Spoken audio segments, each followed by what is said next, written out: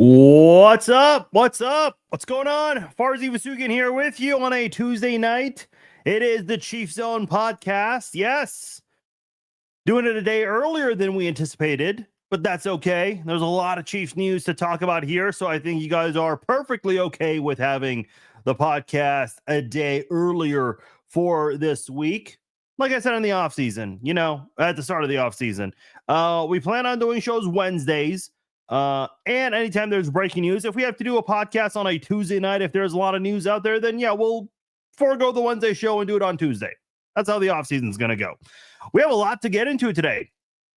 The Kansas City Chiefs, could they be moving to Kansas? Yes, this conversation is starting to pick up a lot of steam, and there are multiple reports out there that the Chiefs could be on their way to Kansas, specifically the Legends. I'll talk to you guys about that in just a moment.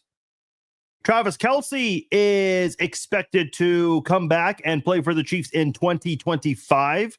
Hear what Brett Veach had to say today in his press conference. There's also some positive news surrounding the Chiefs when it comes to keeping one of their big name free agents, specifically Trey Smith, maybe Nick Bolton. Some optimism surrounding the Chiefs in that area. Brett Veach also addressed what there might be an emphasis on this offseason. And also some NFL news involving the Falcons, the Bengals, and the Raiders. A lot to talk about here as the NFL Combine is happening this week here.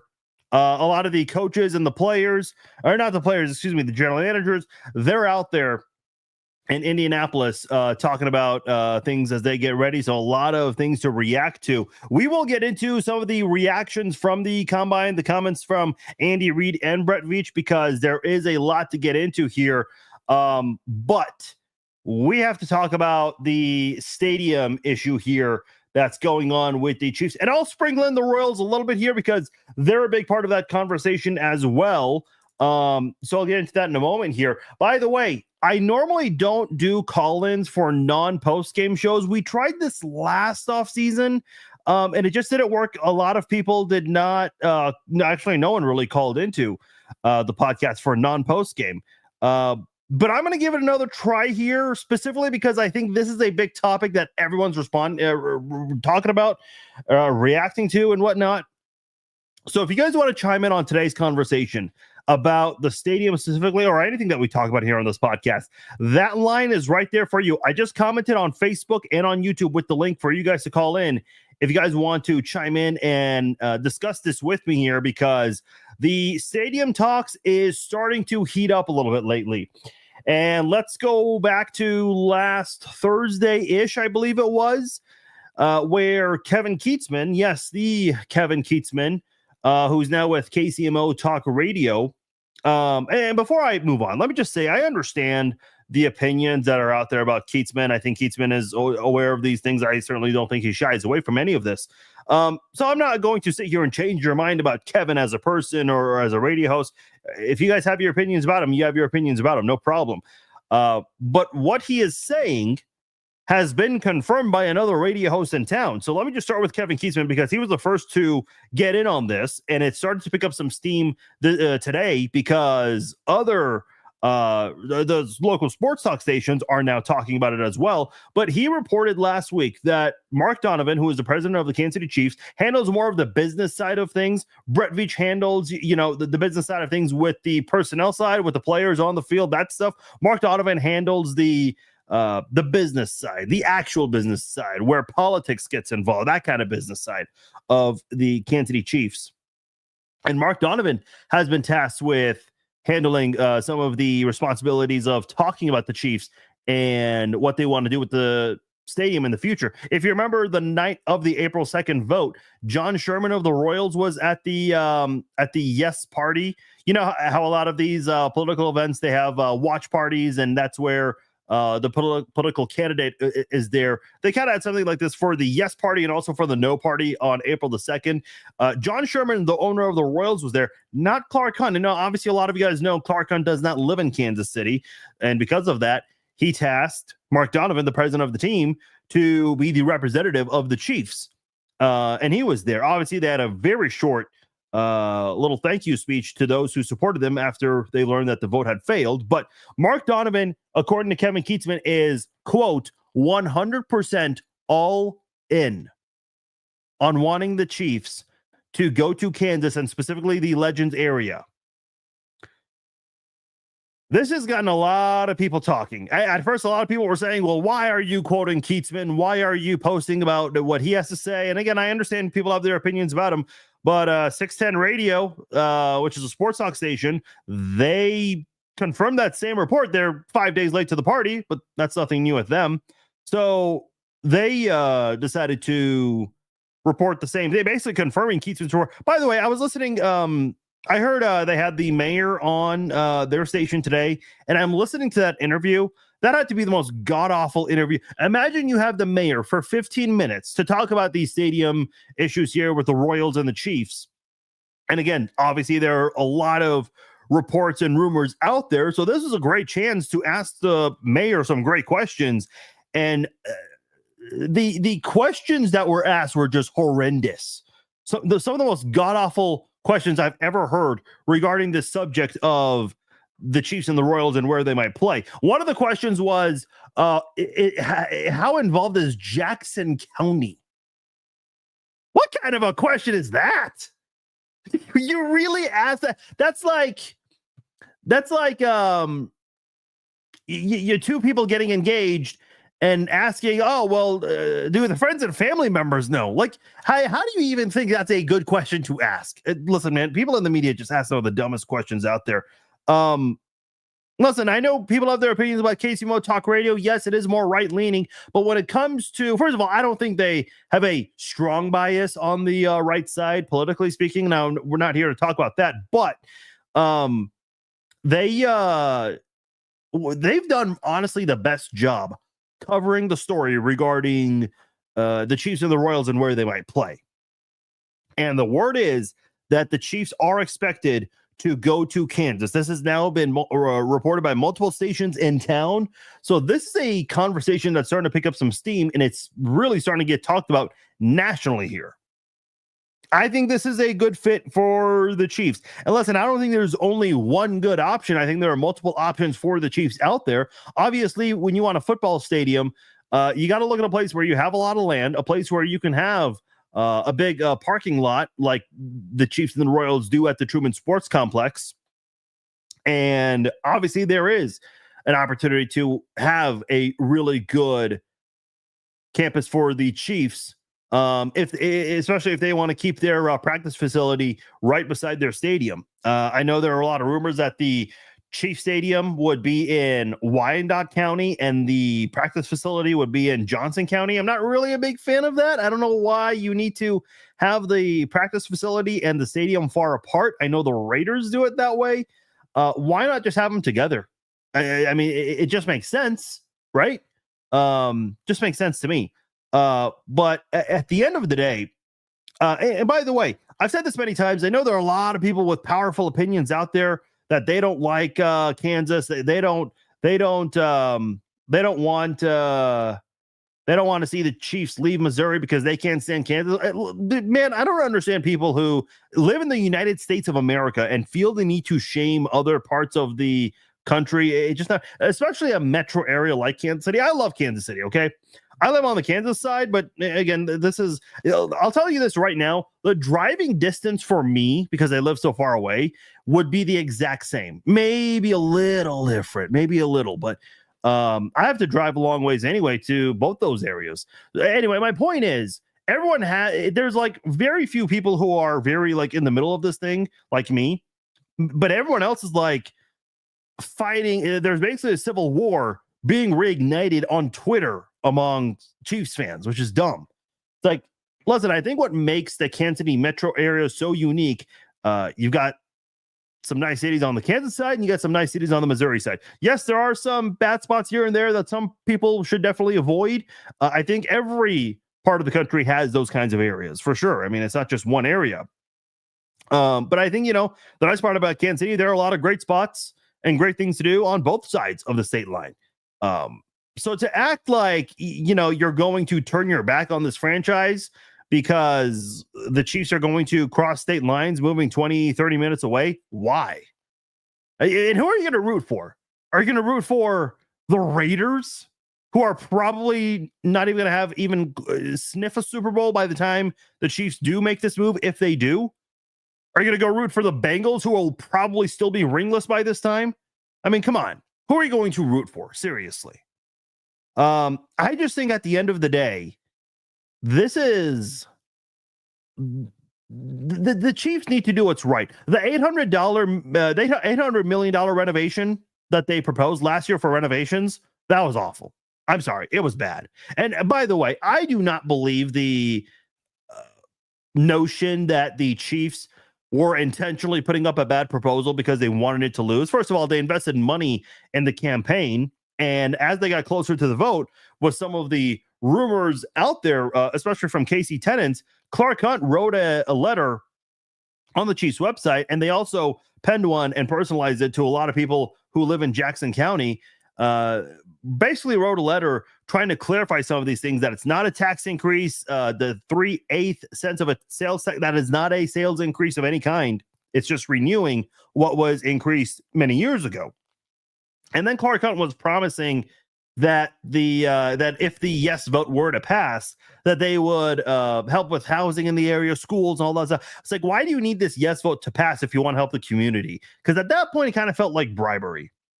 So I don't think the Chiefs were ever looking to, quote unquote, throw this or to lose this vote intentionally, like some people are suggesting, because the actions leading up to the vote would suggest otherwise, given that they were really trying to clear up some of the rumors that were out there, with them, some of them being false, some of them valid criticism.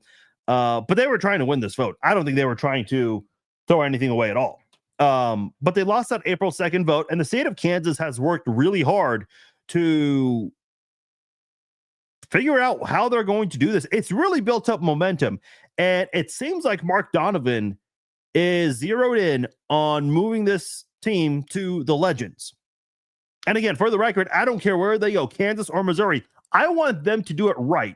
If you're going to spend money on upgrades, I think you might as well save the $800 million and do it for a new stadium. Folks, let me just say, because we talked about this last night on Farscast with Melody.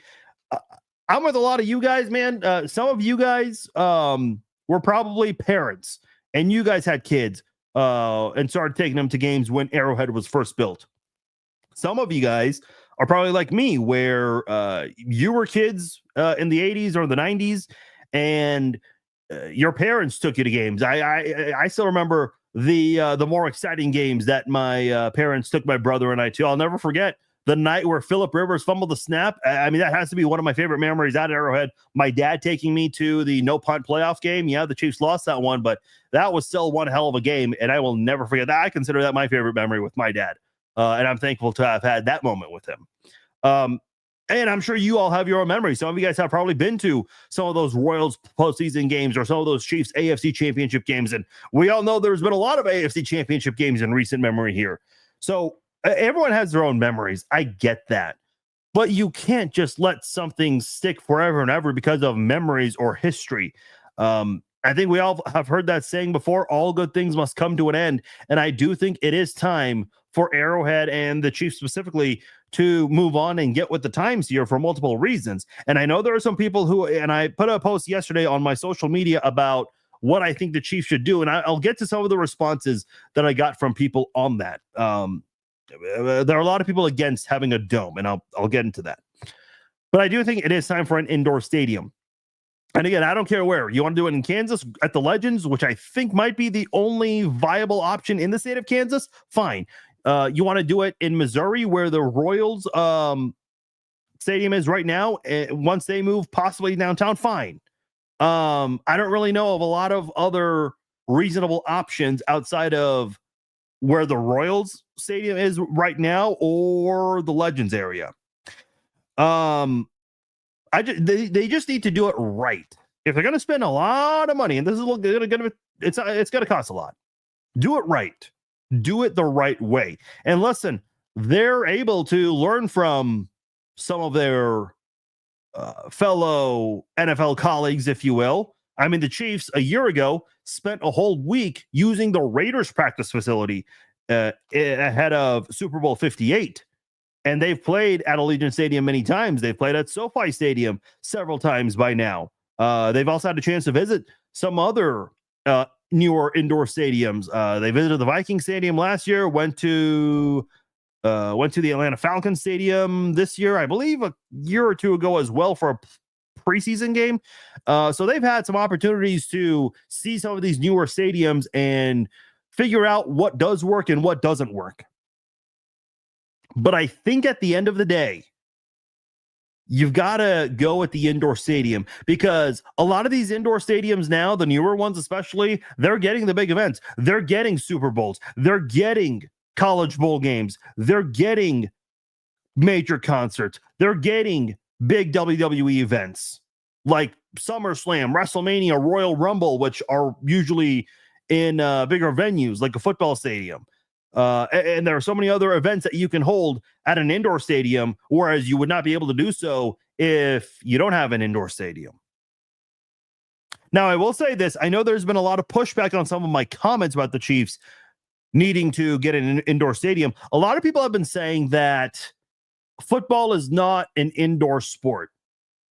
Why not? I mean, I get it. I suppose the Chiefs have had an advantage over the years. Which, guys, I got to be honest with you, and I've said this in the past. I honestly think weather is a heavily overrated aspect when it comes to the outcome of a football game. I see that sometimes whenever it rains or whatever happens, or a couple of Super Bowls ago when, the Eagles, because CJ Gardner-Johnson had a lot to say about this. Oh, the field was slippery. Yeah, acting like only it was slippery on one side of the line of scrimmage, and that the Chiefs, for whatever reason, didn't have any issues with it. When it rains, you hear fans of the losing team say, "Oh, well, we lost because it was raining and it was slippery. They couldn't hold the ball." Both teams dealt with it. So, as far as I'm concerned, when it comes to the weather aspect and football being played outdoors instead of indoors, the way I see it is, you have kind of an even playing field. You can't make any excuses when you lose a football game, whether you're the visiting team or the home team. If you're playing indoors, can't blame it on the weather, especially in December when it is really cold. January, early February, which I know games don't happen in early February, but if the Chiefs were to get an indoor stadium, yeah, they could finally make that happen. John says a retractable roof would be cool as hell. See, this is what I would like, and I'm sure that would cost a lot more money. Here's the thing, folks. If we're going to renovate, then we're going to lose to which, by the way, the renovations last year, what were the upgrades? Premium, like bar stool looking seating. Like, why do we need that? Why are we taking out seats for that? This isn't Allegiant Stadium. This isn't Vegas. We don't need bottle service for those kinds of things. I know Allegiant Stadium has that area. That's Vegas. I mean, that's what makes that stadium unique. We don't need that here in Kansas City. And then they wanted to change the video boards. What's wrong with the video boards? I don't know what's wrong with that at all. And then the other one was like VIP entrances. For who? Taylor Swift and her posse? Once Travis Kelce's retired? Like, I'm not going to use those VIP entrances. I mean, that's for like the very up high 1% people. Those are for like the celebrities and the friends and family members of the players or any of the employees. Like, no one cares about VIP entrances. Like, that's just, I don't know. The only nice part about that from the proposal was the activity zone. And you can really kind of create that wherever you want. They've kind of created a smaller version, but they want a nice, more organized version where they have an entire area just set out for that.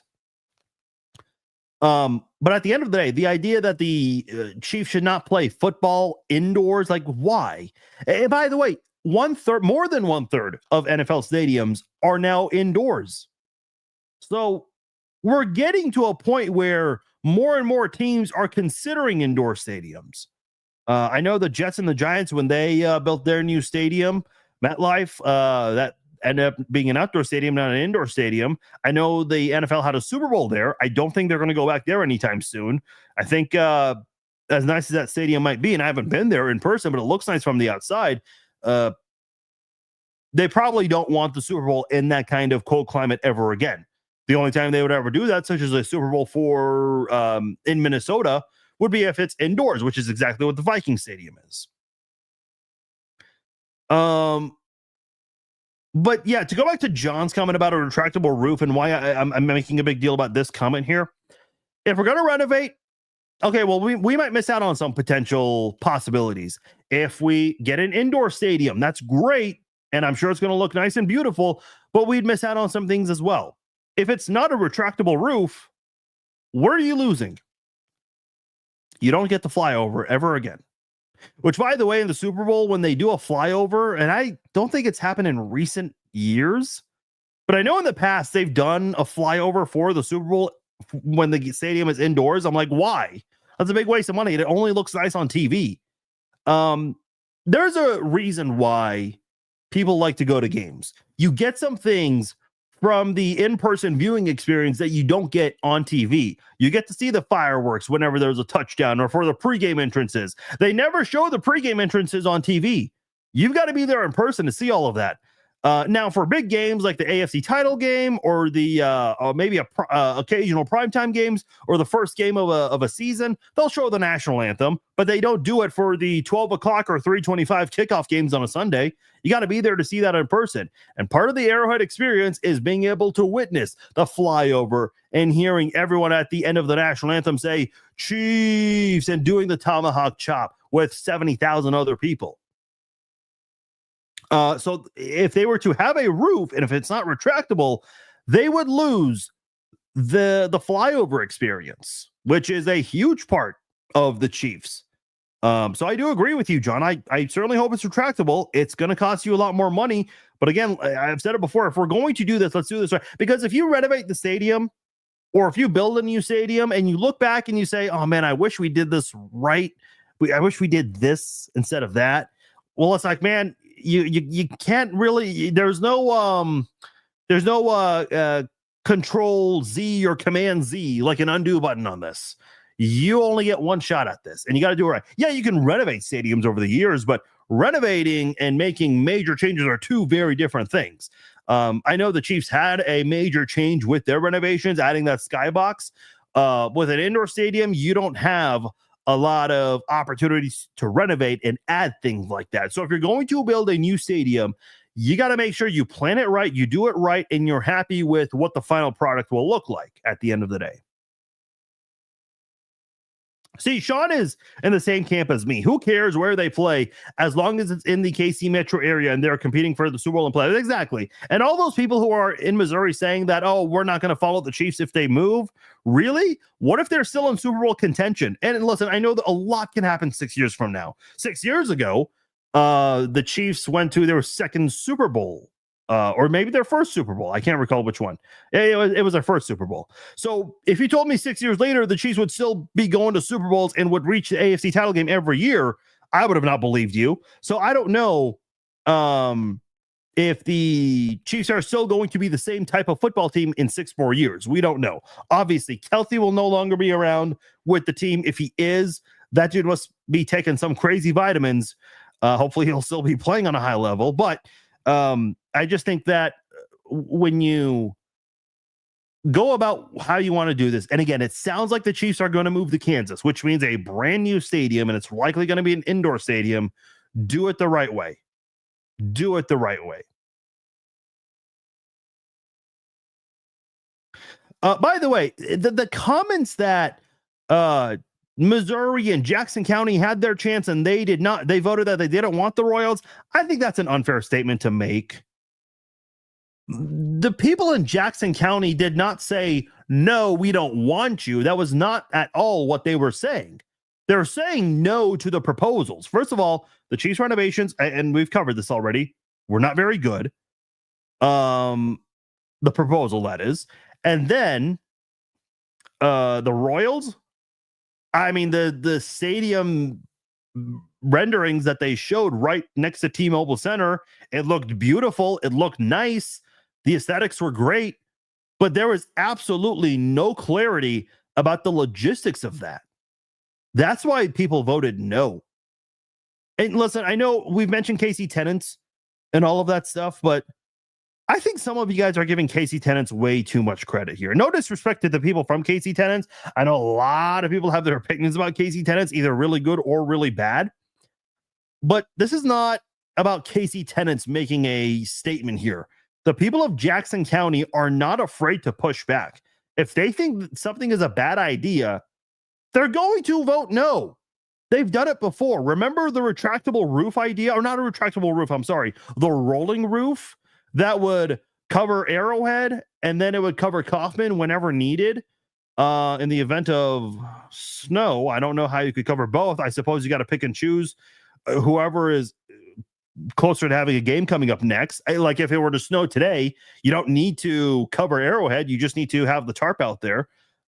You could just protect Kaufman since they've got games coming up. Not anytime within the next month, but sooner than the Chiefs, I suppose. But it just looks silly.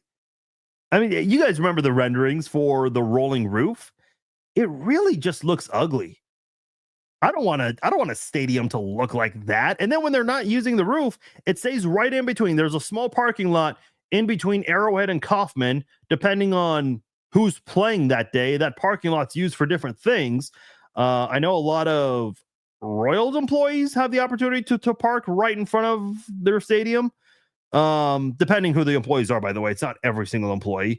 I think Arrowhead just lets, people who are willing to pay a lot of money to park there.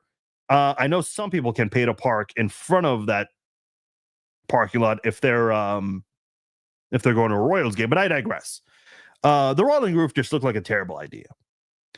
Now, I do want to mention the Royals real quickly on this conversation here because there are some rumors as to where the Royals will go. The one that seems to be the most likely is that they will go downtown, right beside the Legends area, east of the Legends. I believe that area is called Washington Square Park. Listen, I'll be honest. I've been to Union Station many times. It's one of my favorite spots in town. Maybe my absolute favorite spot in town.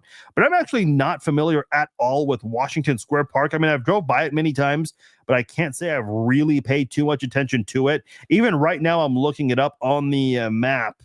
I mean, like I said, I don't know much about that area. There's a lot of parking there.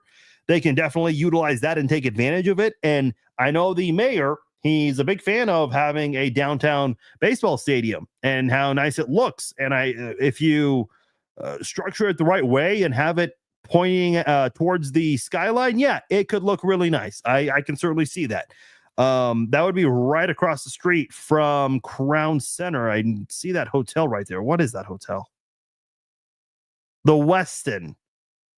Okay.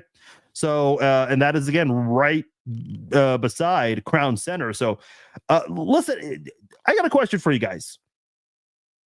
Do you guys, for those of you that live in Kansas City, do you guys go to Crown Center as much as you used to? For those of you who lived in this area a long time, because I remember when I was young, and I'm talking really young, so I don't have a lot of great memories of it because I just don't remember that early part of my life. But I remember I do have pictures and videos of my parents taking my brother and I to Crown Center. Remember that fountain in the middle that kids would always go and play around? I remember doing that.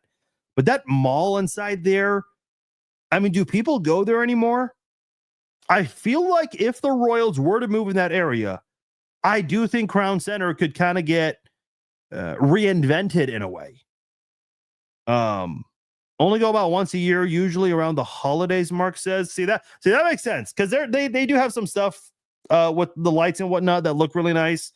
But I just don't feel like a lot of people go there anymore.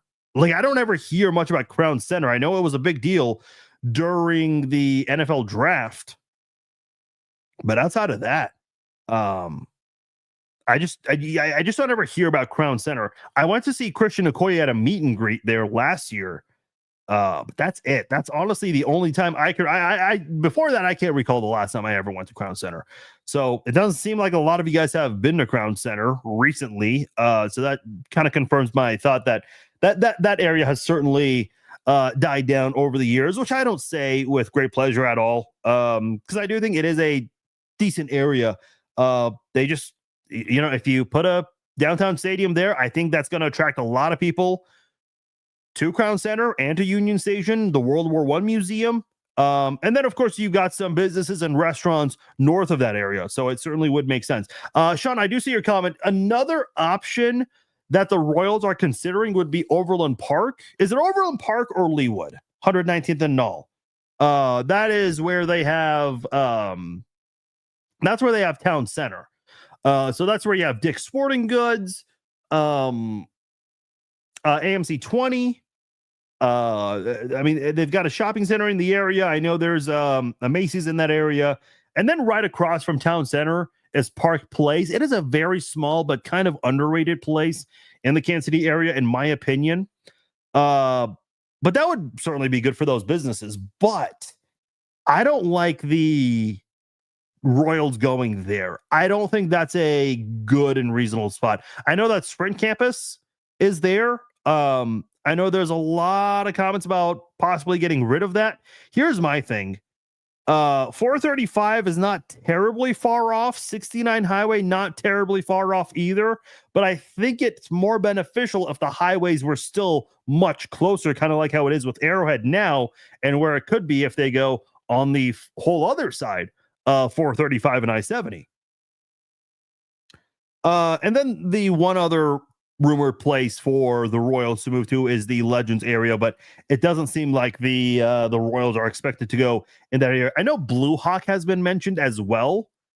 Blue Hawk is way too far south, and I'm familiar with that area because I went to high school right across the street from where Blue Hawk is now. When I was graduating from high school, that area was just land. There was nothing in that area. So it's still crazy to me seeing a grocery store, seeing these restaurants, seeing a Five Guys Burgers restaurant there.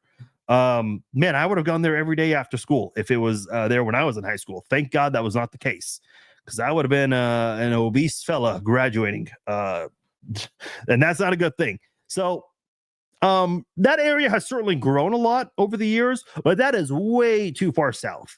And listen, I'll acknowledge this. The Legends area, it is a bit too far west, whereas where they are right now, it is kind of in a central location, more so on the Missouri side than the Kansas side, but that's as best as you can have to a central location for all of these things. I mean, Independence, Raytown, Blue Springs, they're still kind of a little bit out there on the east side. So that's as close as possible as you can get to the center for the metro area. I mean, sure, downtown, I guess, but I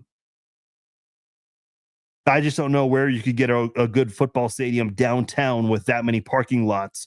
I don't think that would work out, logistically speaking. And again, we've got to think logistically with these kinds of things. Maurice says, what about North Kansas City? Plenty of room for parking. I'll be honest, I'm not the most familiar with North Kansas City. I mean, I see all those warehouses and things. I have the map up in front of me. And listen, I don't know, in terms of like square miles, how big is North Kansas City? I don't think North Kansas City, like what is there in North Kansas City? Because I hear North Kansas City, but I don't know much about it or what goes on in that area. I know the Royals considered a spot there at one point, kind of close to where the KC Current is, but I don't know. There doesn't seem to be a lot of conversation with that area. And I missed it. Oh yeah, Maurice, you were the one suggesting that, so I don't think that's the case. If you guys want to call in with your thoughts on this, I'd love to hear from you guys. I know we don't do call-ins for post-game shows, but I figured, hey, why not? This is obviously a big topic that has everyone talking, and I'd love to hear from more of you if you guys have any thoughts on this. Chris is calling in. He wants to talk about the stadiums. Chris, what's going on? Not much. How you doing, bud? Good, man. Thanks for calling in. What's on your mind? Not too much. Hey, when it comes to the future of Arrowhead, I'm kind of at a crossroads. Like half of me feels like them possibly moving to Legends. From what I've been hearing, I think that'd be great to be closer because I'll be honest, I live in Topeka, so it'd be a closer drive, and plus having a brand new stadium would be amazing. But at the same time, I love the rich history that Arrowhead has where it's at now. So I'm just at that crossroads to where, yeah, it'd be amazing to have a new stadium, but at the same time, it'd also be kind of sad to see, the old stadium go. Yeah, I hear you. And I think a lot of people have those thoughts as well. We talked about it on Farscast last night. I think no matter what you do, whether you renovate or you build a new stadium, there are going to be pros and cons with all of that. I don't think there is there is an absolute perfect situation. Some things might have to go. And you might have to settle with that, and then you can embrace some new opportunities that would come with those stadiums. So that's kind of the way I view it. And I think you certainly speak for a lot of Chiefs fans on that perspective as well.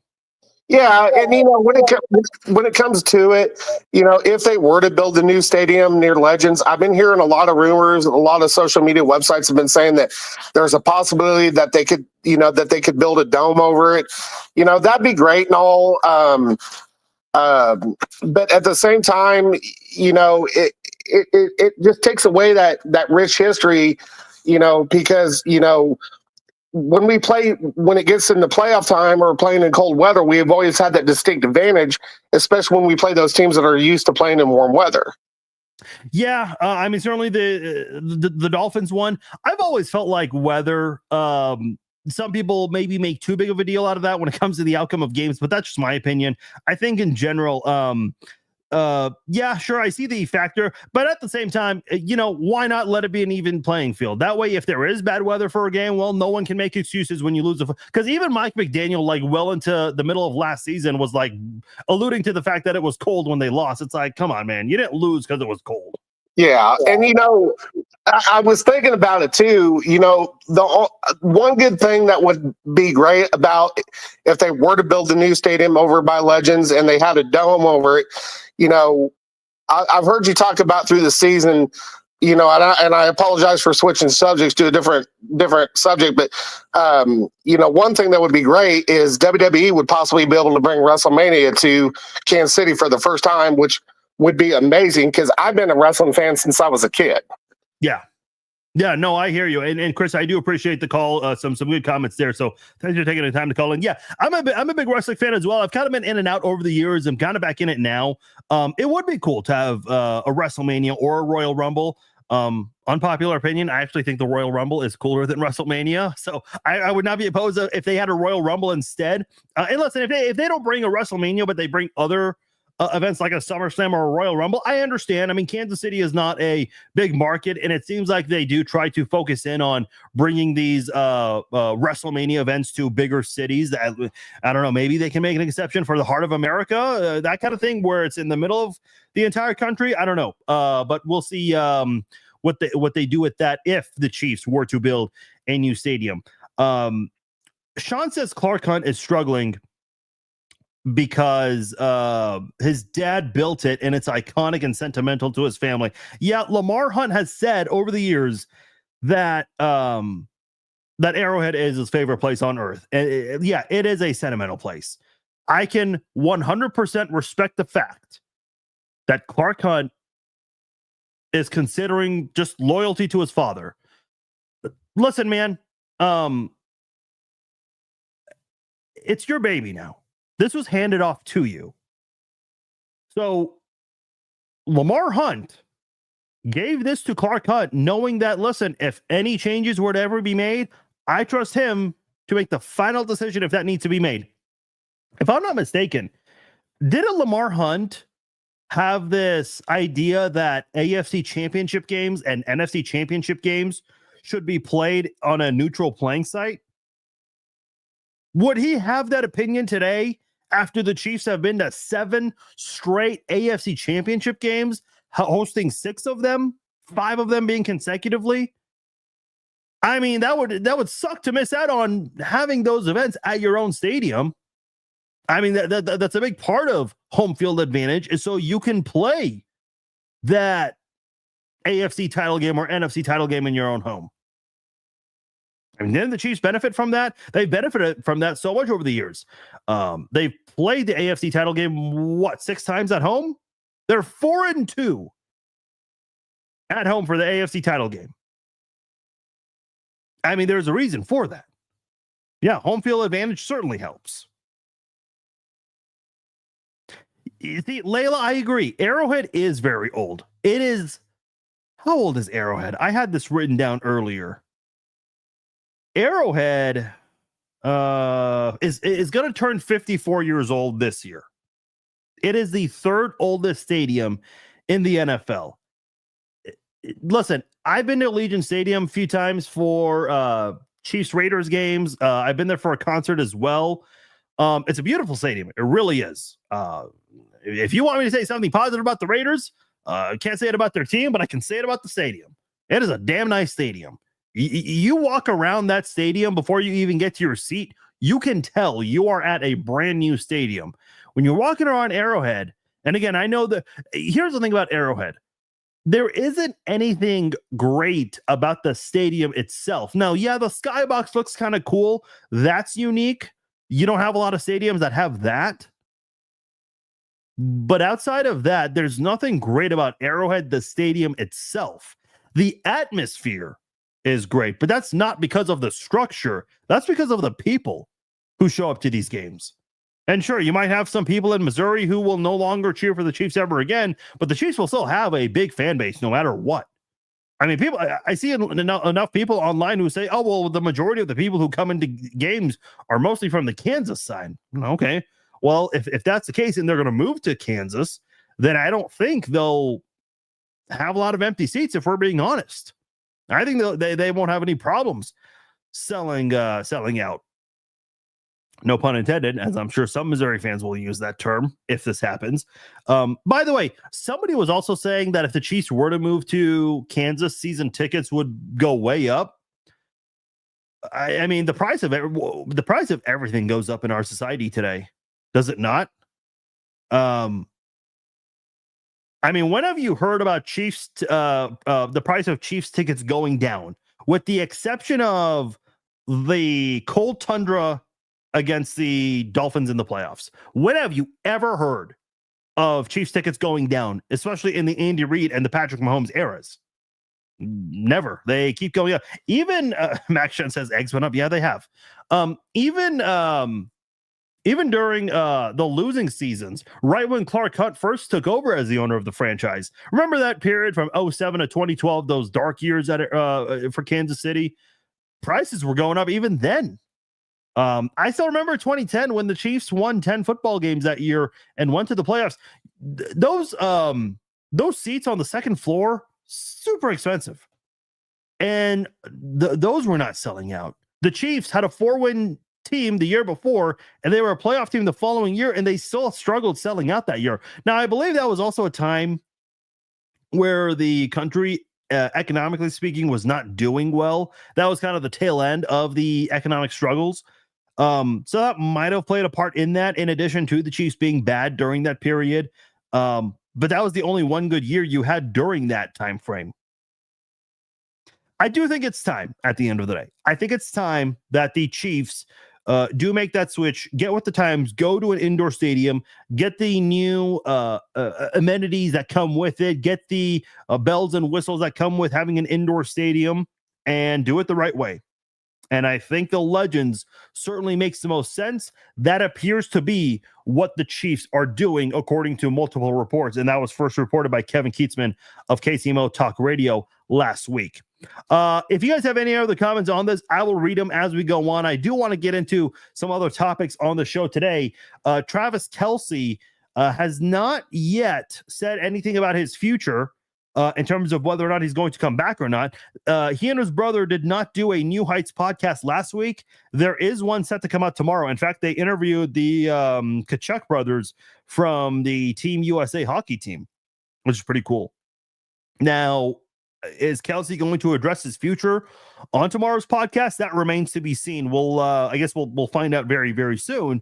The podcast does drop usually early in the morning on Wednesdays, so we'll see. But Andy Reid kind of gave a very ho-hum answer about all this, saying that, he tells the players to kind of just get away, just enjoy their life for a while, especially for the Chiefs. They have shorter off seasons because they play into February every year now, either late January or early February every year. So in terms of coming back to the facilities, it is a very quick turnaround for mid-April. I mean, you only get 1.5 months off, 6 weeks essentially, if you're the Chiefs. Or no, I take that back. I'm doing my math wrong. Closer to 8. Closer to 8, but neither here nor there. Teams that usually are done by mid or early January, I mean, you can add about 3 or 4 extra weeks to that to the off season, if you will. So, listen, I think the players certainly enjoy the extra off time. I'm sure Patrick Mahomes, if the Chiefs were not in the playoffs this year, hypothetically speaking, he probably would have spent that time with his family anyway, because they do have a newborn. I get that kind of thing. But that's just the way the Chiefs have been. And I guess it's a good problem to have. You have shorter off seasons, but you're playing in Super Bowls. Like poor Kansas City. Not a long enough off season. But Travis Kelce, it appears he's coming back, because Brett Veach, he did a press conference today as well at the NFL Combine, and he was talking as if Kelce's coming back. He said that Kelce's fired up for the upcoming season, and that he, quote, still has a lot left in the tank. I mean, the way Veach was talking about Travis Kelce was basically giving everyone every single indication that he's coming back. Now, here's what I will say about the Chiefs, because I've seen some people say that they're not going to go with this until they hear it from Travis Kelce himself, and I can understand that. But I do know this. From my time covering Kansas City in the past, and obviously following them very closely for so many years, even before Andy Reid and Brett Veach got here, this franchise, historically speaking, if they want something to stay behind closed doors, they do a good job of having that happen. I just think that's the way Clark Hunt has gone about things. Clark Hunt's not someone who's in the limelight often. Look at Jerry Jones. He does interviews weekly for a local radio station in Dallas. Clark Hunt, you hardly ever hear from Clark Hunt. He'll do a couple exclusive interviews here and there. But in terms of publicly speaking to the media, it's usually the beginning of the season, training camp, when the Chiefs make the playoffs, when the Chiefs win the AFC title game, and then leading up to the Super Bowl. Obviously, a lot of media during that time. The draft time is when Clark Hunt will speak. It's usually, not more than a dozen times where you hear from Clark Hunt. Whereas some owners out there, you hear from more frequently. And I think that plays a big part in the Chiefs, not just under Andy Reid and Brett Veach, even way before. This Chiefs team, they do a good job of keeping things behind closed doors. Brett Veach would not have said any of these things if Kelce was truly still undecided and was still considering retirement.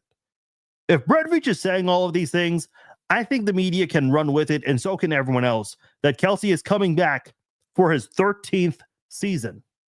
Let me repeat that. His 13th NFL season. If you know, man, I can't help you more than that. Let's talk about what has been coming out of the Combine with the Chiefs, specifically Trey Smith. This got really interesting. And by the way, there are a lot of people at the Combine. Obviously, these athletes who are coming from college football, getting ready to go to the NFL, hoping to be drafted. They're going to be incoming rookies. Those guys are there. Coaches are there. General managers are there. Scouts are there. You know who else is at the Combine? Agents. A lot of agents. Guys, you've seen this in the past. I don't need you guys. You guys don't need me, to educate you guys on this.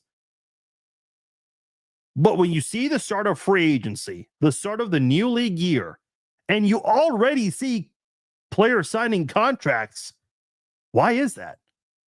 It's because the agents and the general managers communicate at the Combine. A lot of these deals happen at the Combine. Not every deal gets finalized and agreed upon verbally, but a lot of them do. When the amount of players who sign on the first day of free agency, it's because they agreed to something at the Combine. So keep that in mind. As far as Trey Smith goes, the rumors that are coming out, and this is being reported by multiple people. So this is not just one reporter here. Multiple reporters from The Athletic, Diane Rossini, who does more of a national side of things with The Athletic, and also Nate Taylor, who covers the Chiefs very closely, they are both reporting that the Chiefs are making, quote, every effort to try and keep Trey Smith. And then Nate Taylor reported that there is, quote, growing optimism that the Kansas City Chiefs will sign Trey Smith to a new 5-year deal. I like that. I mean, Trey Smith just had the best season of his life. Fewest pressures allowed for the first time in his career. No sacks allowed in a single season. And considering some of the issues you have on your offensive line, you need to keep a guy like Trey Smith. Joe Thuney needs to move back to left guard. You need to go out there and find a top-tier left tackle. Patrick Mahomes has not had a top-tier left tackle since being a part of the Kansas City Chiefs. Sure, they found a way to win 3 Super Bowls, go to 2 more of them, reach the AFC title game every year, but it's also come with a lot of bumps and bruises to Mahomes. Like, that's you keep this going, Mahomes is not going to have a long enough career. He's just not. You got to fix the left tackle spot. And obviously there are ways to go about it. Restructuring Mahomes' deal and Jawan Taylor's deal is certainly going to be important for the Chiefs to do. Keeping Trey Smith is another big step here. We'll see if they restructure Travis Kelce's deal, because as far as Travis Kelce goes, he is set to receive an $11.5 million roster bonus on March the 15th. And he's got a cap hit of $19.8 million for this upcoming season, almost $20 million. If there's a way they can rework any of that, that certainly would help out a lot for Kansas City. But the rumor out there is that Trey Smith is expected to stay in Kansas City, and the rumor is a 5-year deal, and that rumor is coming from Nate Taylor of The Athletic. Ron, when would they move to Kansas? Yeah. Their lease is up on January the 31st of 2031. Joshua says, let Trey Smith walk, re-sign Nick Bolton to a 4-year, $60 million deal.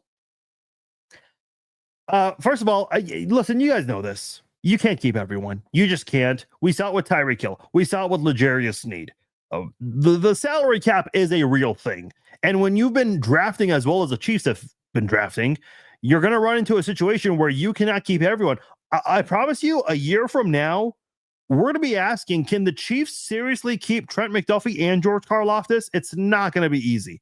You think this is going to be a tough offseason? Wait till next year's offseason, and then the offseason after that. This is going to be a very difficult offseason, but next year rather. But that's not for a topic right now to discuss. Nick Bolton. Look, I love Nick Bolton and everything he's done for the Chiefs. I know in pass coverage, not the greatest at that among linebackers, but when it comes to stopping the run, Nick Bolton is a machine. That dude has done so many great things. And listen, the whole pass coverage thing, you got to give him credit. If he was not there against Isaiah Likely's toe would not have been out of bounds. That was Nick Bolton right there who did that. Nick Bolton was also the same guy a couple of weeks later against the Atlanta Falcons, blew up a run play on 4th and inches. Everyone wants to make a big deal about how the referees missed the pass interference call. Well, the Falcons got the ball back right away anyway, and they got a couple of phantom calls on that drive. And then what happened on 4th and inches?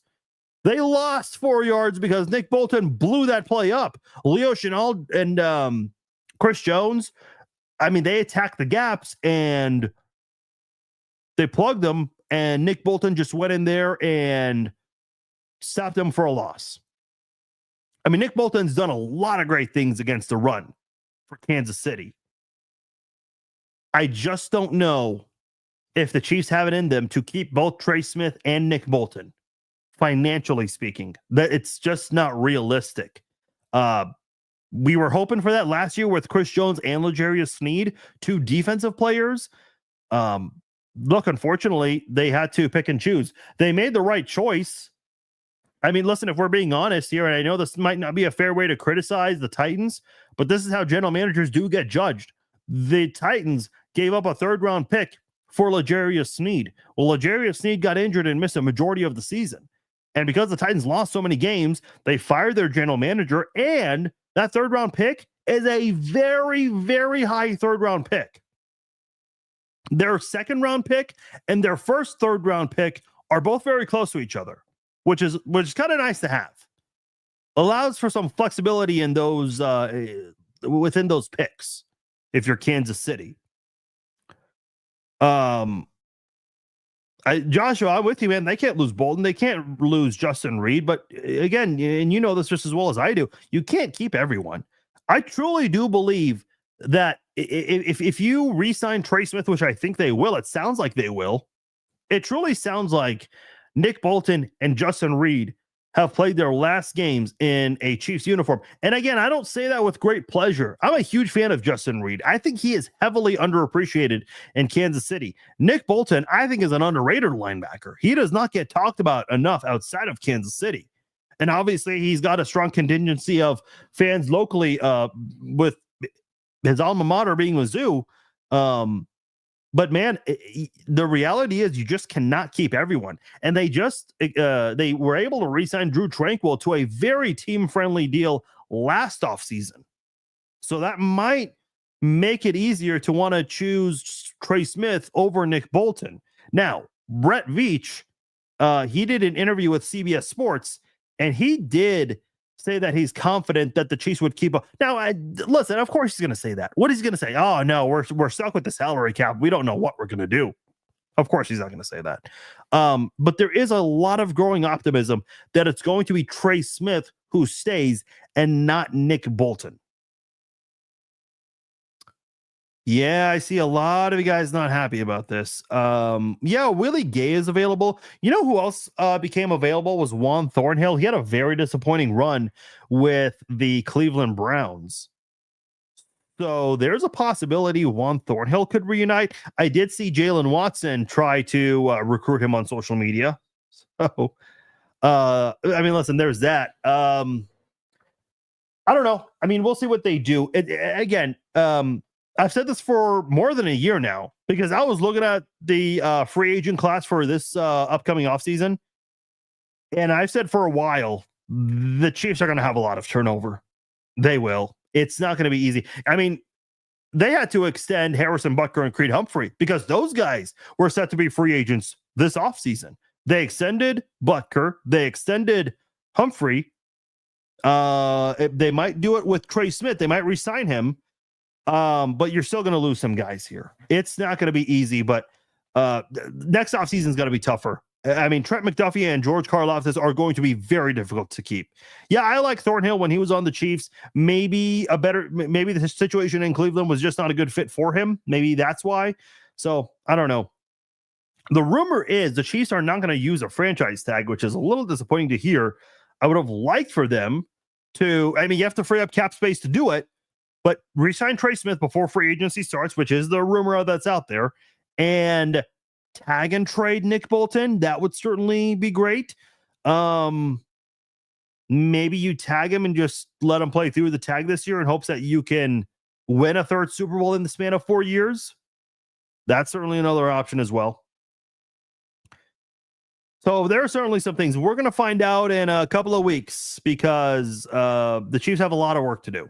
And I'm sure there are certainly going to be a lot of conversations between Brett Veach and some of the agents over at the Combine. Like I said earlier, when you're at the Combine, a lot of these conversations happen over there. Obviously, a big talking point for Andy Reid and Brett Veach, the left tackle spot was something they were asked about.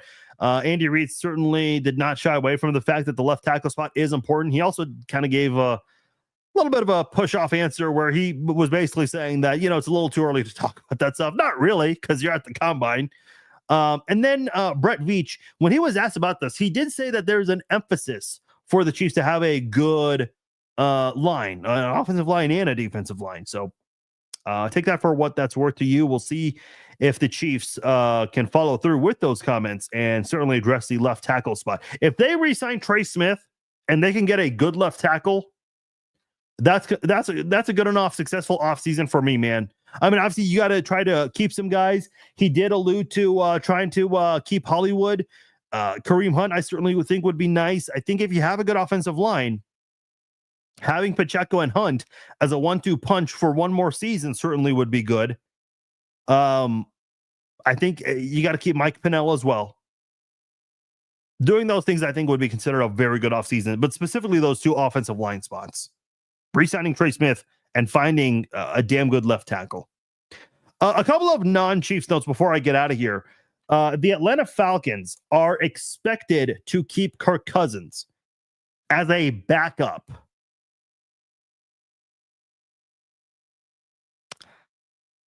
$27.5 million is a lot of money for a backup. I mean, is there something that they're not confident in with Michael Penix Jr.? How do you justify paying a backup quarterback that much money? Because when they signed him, everyone was shocked that the Falcons drafted Penix Jr. Didn't make sense. Nobody knew what was going on. So, okay, you want to keep him, fine, but you're paying a backup quarterback a lot of money there behind your first-round draft pick. I mean, the Chiefs knew what they were doing when they drafted Patrick Mahomes. Yeah, Alex Smith was making a lot of money, but they knew that Alex Smith would be the leader and Mahomes would learn under him for 1 year, and then they would trade him in the offseason. I mean, Alex Smith knew that was coming. Everyone did. Not really sure the logistics, the rationale of that, but that's the way the Atlanta Falcons are going to operate this year. The Cincinnati Bengals are reportedly prepared to make Jamar Chase the highest paid non-quarterback in NFL history. So obviously he's going to be the highest paid wide receiver, not just the highest paid wide receiver, but possibly the highest paid non-quarterback in NFL history. I mean, he deserves it.